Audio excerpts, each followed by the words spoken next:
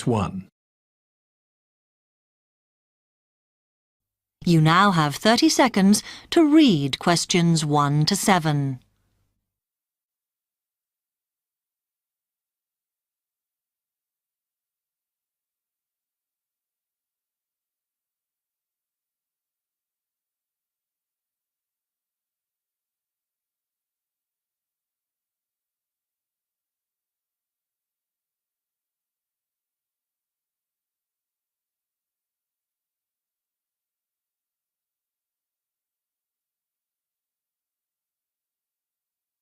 Hi, I've come to ask about the English courses you run for international students. Oh, right. I assume you're a student at the university. Yes, I've just started. Okay. Well, we've got a range of courses. It depends what you think you need and how much. Oh. We can't run everything at the same time, though. So, for example, in this first term, we are just doing a writing course. I see. That sounds quite useful. What else is there? Some of the courses only run for single terms, and we tend to focus on what students have difficulty with. That means we don't usually do speaking courses, but next term you can do listening. Oh. That'll help you with lectures and things. Our provision is all based on what the majority of our international students need. So, is everything term-based? There's nothing that you run all year? Well, let's have a look. Yes, there is a class for vocabulary and grammar every term. That's for everybody, but it's split into 3 or 4 levels. And what about in the holidays? We don't do anything during the winter or spring break. Oh. But over the summer, there's just general classes because that's what most students want. A bit of everything. Okay, quite a variety then. I'll have a think about what I really need because I haven't got much time. Do you have about 20 students in each class, the same as our science seminars? We try to keep it at about 12 and certainly not more than 15. It's important for language classes. They're very different from your normal courses. Right. And how much are the classes? The rate varies depending on how many hours you attend, but you shouldn't have to pay. Usually, the department will fund you and even sort out which classes you need. Brilliant. It would be quite useful for me to have a certificate to take back to my country.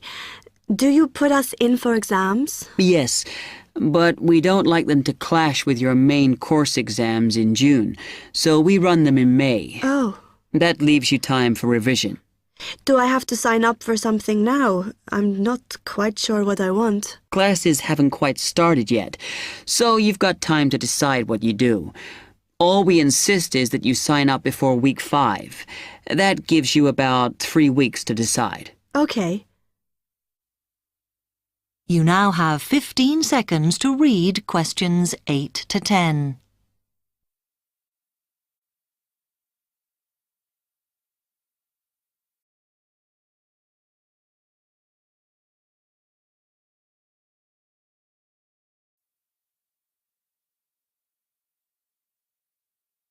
Then, when you've made up your mind, you need to come back here to the administration office to enroll. What do I need to bring with me when I enroll? My identity card, I guess. Yes, or your passport. Then you'll be given a registration form, which you'll have to show to the teacher when you have your first class. Okay. And should I ask my tutor about which classes I should do then? Yes. Then you get a note from him and give that to the desk when you register. Can I use the computers here as well? Yes. You'll be given a password when you go to your first class. So remember to bring a disk with you to save your work on, as you won't be allowed to save it on the hard drive. Okay. Will I need anything else? Dictionary? We've got loads of those here that you can borrow. But you'll need a notebook as we don't provide paper or files. Okay. Thanks. That is the end of part 1.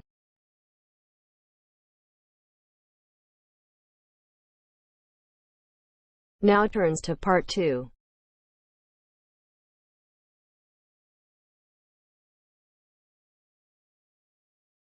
Listen to the guided tour commentary and answer questions 11 to 20. You now have some time to read questions 11 to 20 first.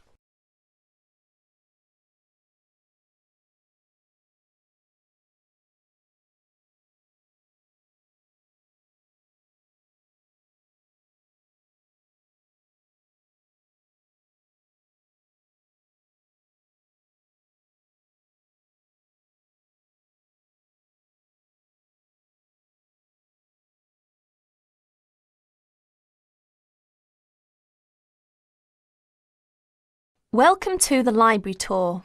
We'll begin our tour of this level of the library here at the entrance. Then we'll go in a clockwise direction. So, first of all, over here on the left, next to the entrance, is a touchscreen information service. These computers can be used at any time to get general information about the library and how it works. In front of the touchscreen information service are the catalogues. As you can see, it's a computerized catalogue system and it's very easy to use. The catalogues are linked up to the other libraries at the university, so make sure you check which library a book is in when you are trying to locate a particular item. Next, along here on the left, we have the circulation desk for borrowing and returning books. The returns area, the place for returned books and other items, is at the end of the circulation desk, near closed reserve. Closed reserve, as most of you probably know, is a collection of books that are in high demand, so they are on restricted circulation. If a book is on closed reserve, you can only borrow it to use within the library for 3 hours at a time. Over there in the corner are the shelves for newspapers. The library has an extensive collection of local and international English language newspapers. They are kept on those shelves for 1 month and then stored elsewhere. As we continue on our tour, around to the right, this large central section is the reference section. Reference texts cannot be borrowed for use outside the library. They must be used within the library. All these shelves in the centre of this level are the reference section. Now, the stairs here on the left lead to level 2 only. On level 2 are most of the law books. To go up to the other levels of the library, you have to use a lift. Beside the stairs are the restrooms for this floor. Now, as we walk around this corner to the right, this large room on the left is the Audio-Visual Resource Centre. You can come here if you wish to listen to a tape or watch one of the library's videos. Next to the Audio-Visual Resource Centre is the photocopying room. There are 15 copiers for student use, and we've recently added a colour copier. The system for copying uses cards, not coins. You can buy a photocopy card from the technician in charge of the photocopying room, or from the information desk if he isn't here at the time. On our right, these work tables are for student use, especially for small groups to work together, or you and your colleagues can use the conference room, which is that small room there next to the lockers. You can work on group projects in the conference room without disturbing anyone, and there's a conference room on each level of the library. The round desk in front of the lockers is the information desk. If you need help using the catalogues, or you need to organise a loan from another library, the information desk is the place to come. And finally, here, beside the exit doors, these 2 shelves contain current magazines and journals. Like the newspapers, they are kept here for a time and then stored elsewhere. Okay, that's the end of the tour of this level of the library. I'll leave you to look around yourselves now, and if you need any further help, please ask at the information desk. That is the end of part 2. You will have half a minute to check your answers.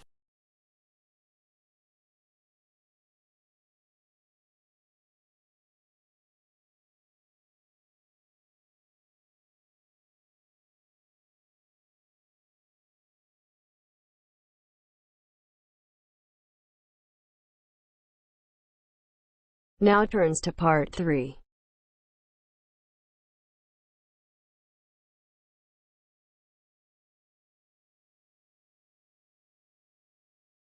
You are going to hear a conversation among Dr. Archer, Larry, and Judy, talking about the new term. First, you have some time to look at questions 21 to 26.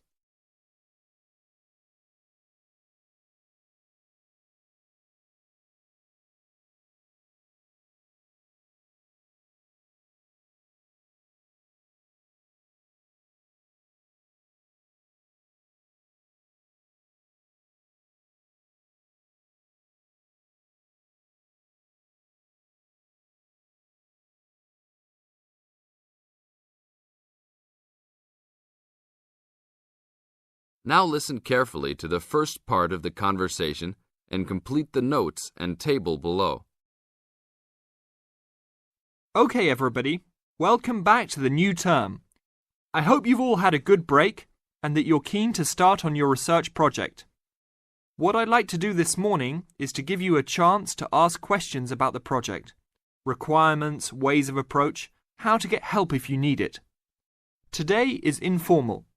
It may be already written on paper, but it's nice to have an opportunity to have it confirmed. So, any questions? Dr. Archer, is there a confirmed due date yet to hand it in?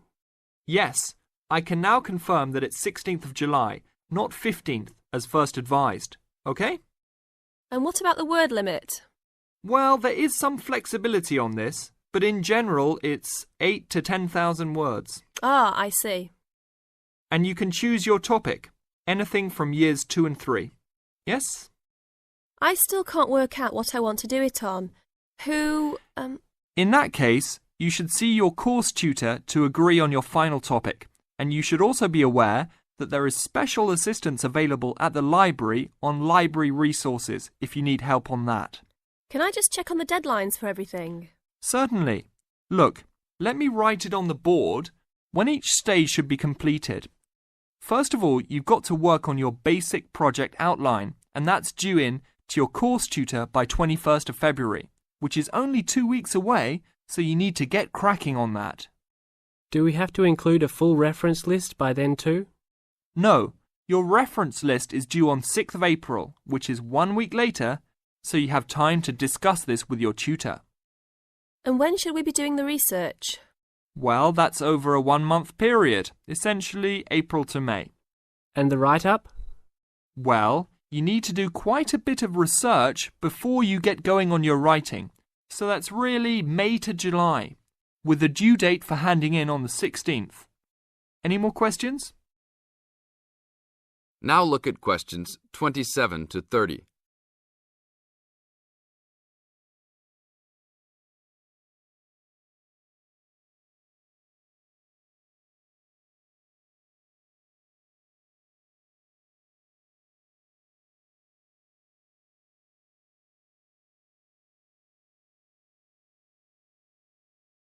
Listen to the second part of the talk and match A, B, or C with questions 27 to 30. Well, sir, just some advice really. It's about the research approach. Would you advise us to use some case studies? Well, Larry, I know these can be difficult to arrange sometimes, but I really feel they are of great benefit in this subject. You can always talk to your tutor if you're having difficulty. Yes? I've looked over some previous research projects that are in the library. Is that a good idea, sir? I heard. Okay. I don't think you should go through them in detail, especially at this early stage, or you might end up being influenced by them more than you realise. But yes, it really is about the best guide you can have to what's required to what's expected in this type of project. Sorry, Judy, I butted in on you. That's all right. It's just that I noticed one project was a joint one. They worked together as a pair. Is that a good idea? Yes, I remember that paper. Working in a pair can have some advantages, but to be frank, this is meant to be an individual project, so it's best to work on your own. About using subjects, is it okay if we use family members? Your own relatives? I don't see why not.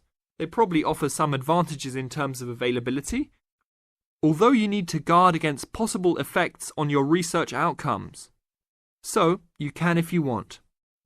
Perhaps you should discuss this with your tutor if you plan to use relatives, so you can approach it in the best way. Okay, thanks. Okay then. Well, I hope we've been able to sort out a few things. You're welcome to see me at any time or drop me a note if you have any more queries. Fine, thanks. That is the end of part 3. Now you have half a minute to check your answers.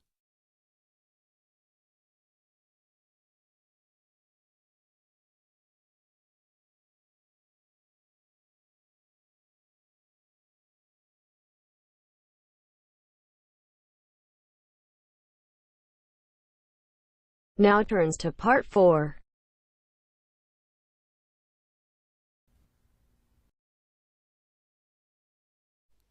You will hear a talk on bullying in the workplace given by a university lecturer to a group of students. First, you have some time to look at questions 31 to 33.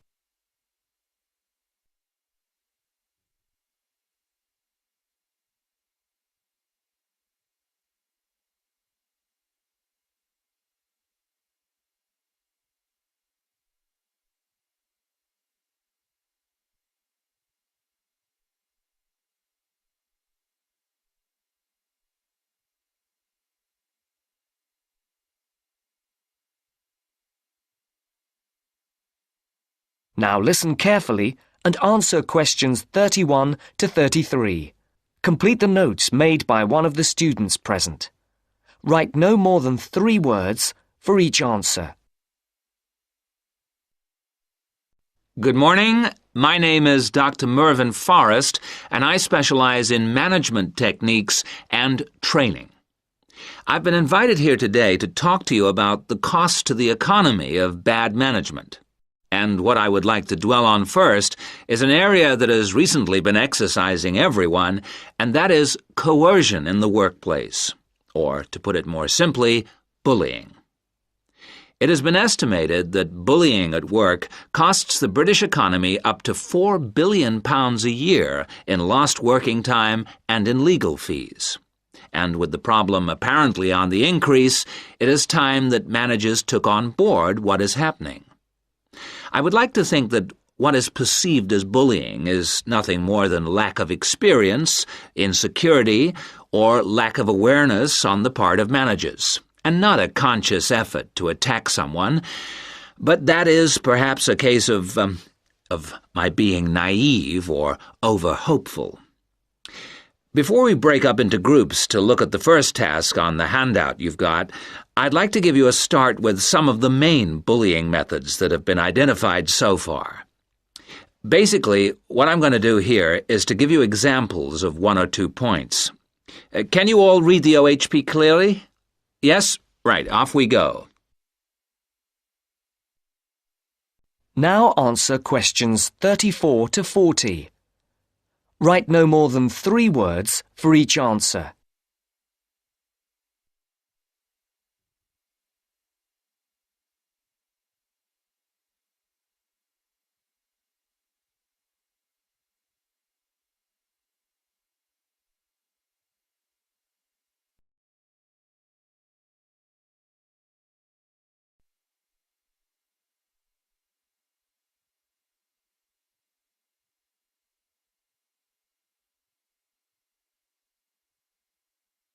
As you listen to the talk, complete the notes made by one of the students present.